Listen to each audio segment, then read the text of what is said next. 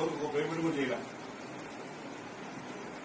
14 మంది బెనిఫిషియల్ నీకు ఇస్తే నీ పరిధిలో ఒక్క స్టేజ్ ఆనందించాం.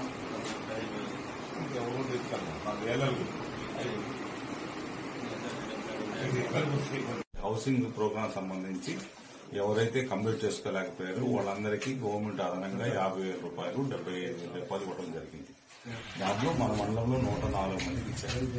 ఈ 104 మందికి ఇచ్చిన వాళ్ళలో ఇప్పటి వరకు ఓన్లీ 12 మందికి మాత్రమే మేము స్టేజ్ అప్డేట్ చేయడం కానీ పని చేయడం కానీ జరిగింది. దాని మీద మా ఇంజనీరింగ్ అసిస్టెంట్స్ అందరితో ఒకసారి మోటివేషన్ ప్రోగ్రామ్ చేసి ఎందుకు చేయలేకపోతారు ఏందనే ఉద్దేశంతో ఇక్కడ రావడం జరిగింది. ప్లస్ ఇక్కడ ఏమేమి మెటీరియల్ ఉంది లేదు సిమెంట్ పొజిషన్ చెప్పారు. ఇప్పుడు అలాగే కాంట్రాక్టర్ 2 లేఅవుట్లో కాంట్రాక్ట్ చేస్తున్నారు. ఏ ఊరు ఉదయగిరి అని కొండాయిపాళెం. ఆ కాంట్రాక్టర్ ఇప్పుడు పిలిపించి మాట్లాడడం జరిగింది. అతను ఎల్లుండి నుంచి అతను వర్క్ స్టార్ట్ చేసి ఆ హౌసెస్ కూడా కంప్లీట్ చేస్తామని తెలియజేశారు.